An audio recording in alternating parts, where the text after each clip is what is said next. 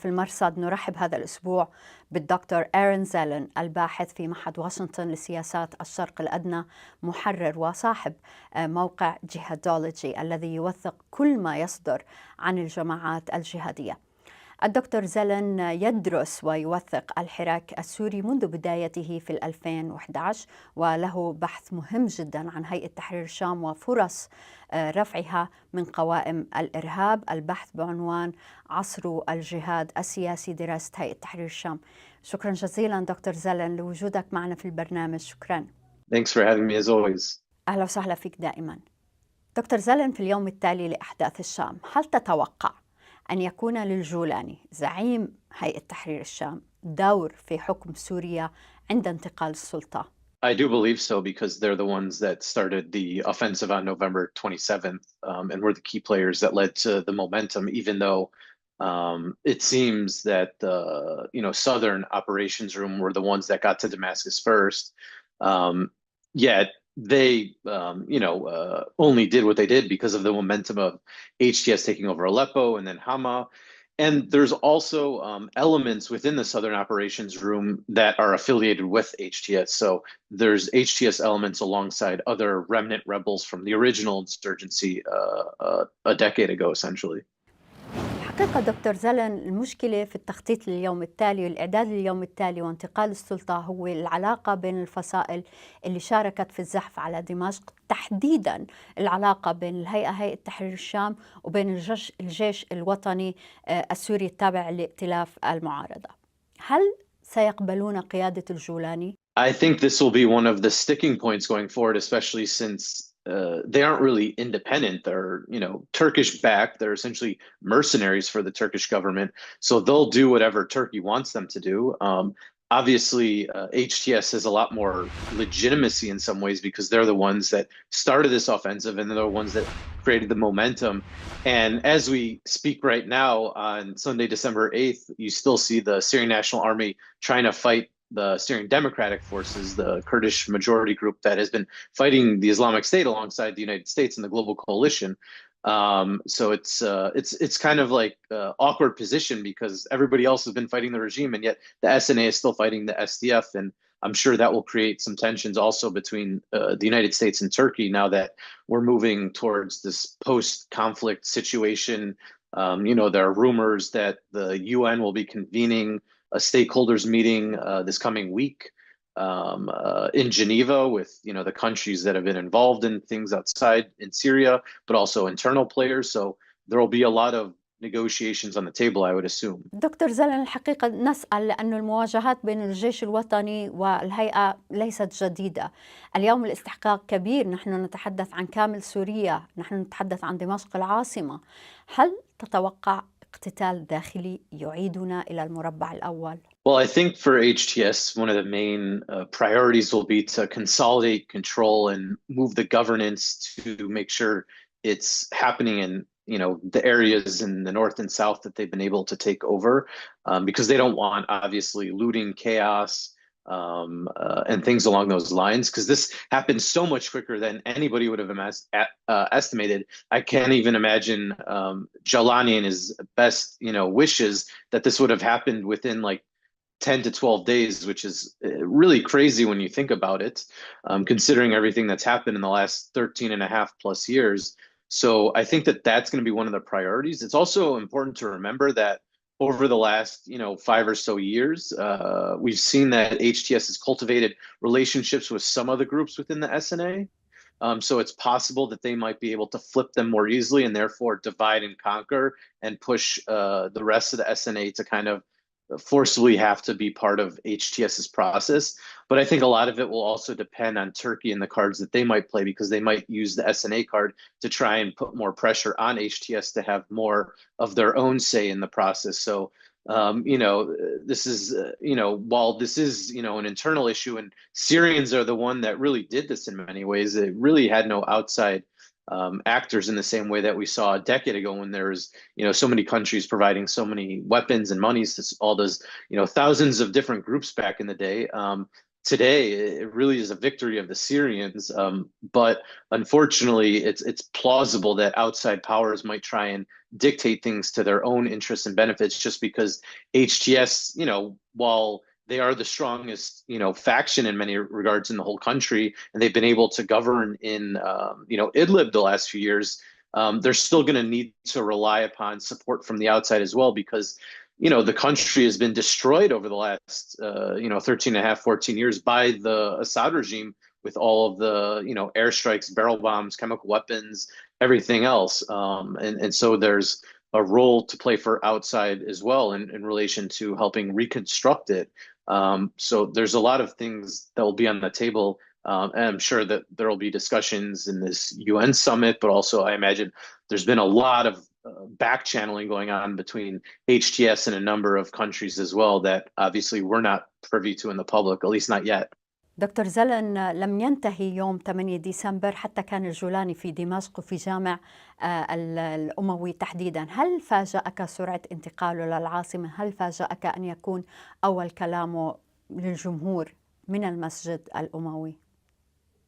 I don't think it was too surprising. I figured he would have wanted to take advantage of the moment. Obviously, Damascus has historical importance within Syria, within Islam.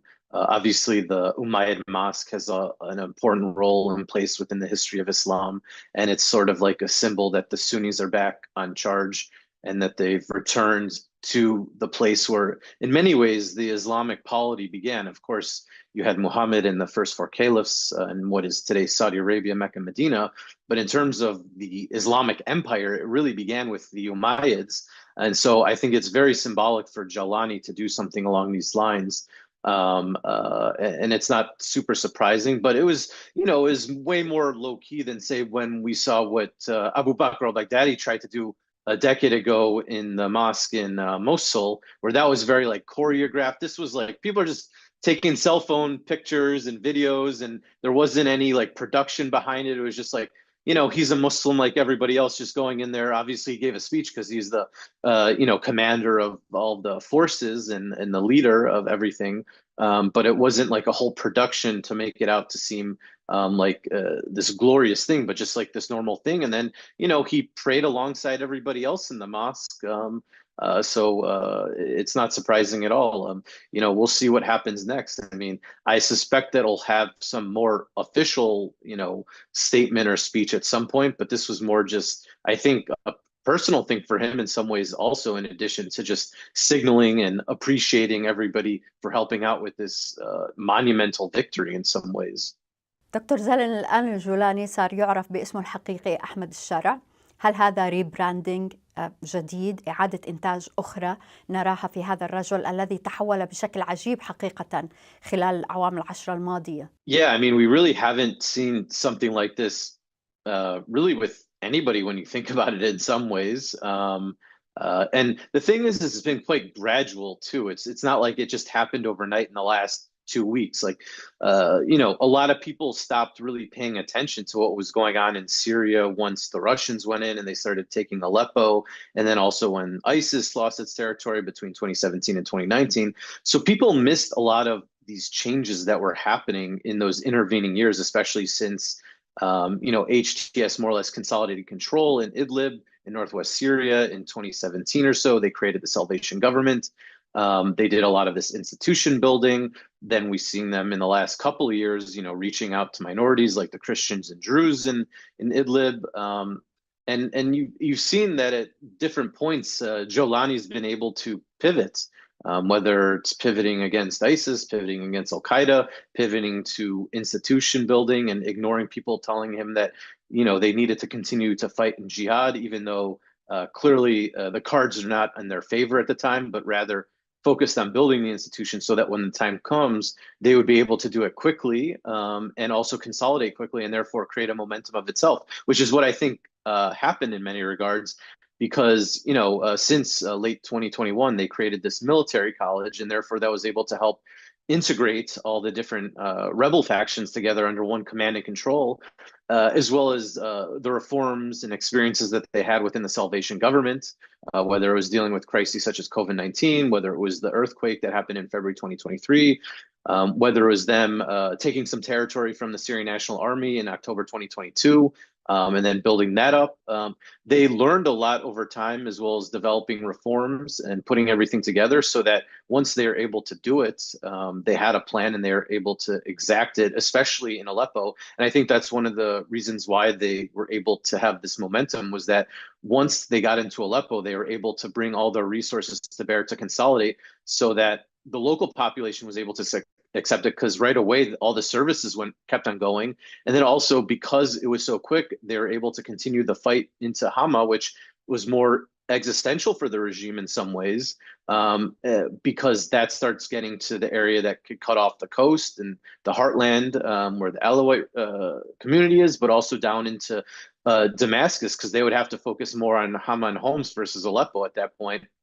So it would make it impossible to have any counteroffensive in Aleppo. And then that, of course, created its own momentum because, I think the Russians and Iranians and the Shia militia calculated then, like, well, this doesn't look very good for the regime. Like, they're losing very quickly. And then it kind of just became a feedback loop and a fait accompli, and it was more a matter of time. And then, of course, that people got excited, and that led to more mobilizations, whether in the south, whether it was the Druze in Sweda, whether it was the SDF taking territory from the regime in other parts of Raqqa and Deir ez-Zor.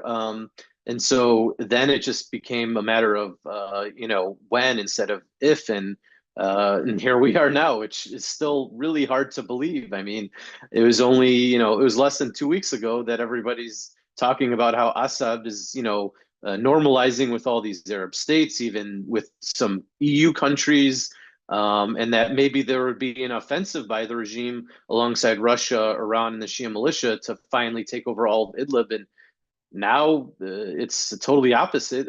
Jalani's in Damascus. It's wild. دكتور زلن، من أحداث 48 ساعة يوم تحرير دمشق، ما هي الصور التي تعتقد أنها ستبقى في الذاكرة تختزل الحالة السورية؟ I think it's people seeing family members that they haven't seen in years. I think it's people being released from prison, and some people not even knowing about like cell phones or smartphones because they've been in prisons for like 30 plus years, or the internet, as well as people going back out onto the squares and singing and dancing in a way we haven't really seen since the beginning of the uprising in 2011. I mean, this was a hard-fought victory by the Syrians, and that they didn't give up. And hopefully, they're able to figure this out and build a prosperous society that everybody feels like they can live in together, and is happy and don't have to fear anything anymore, and that they can join the world community in a way that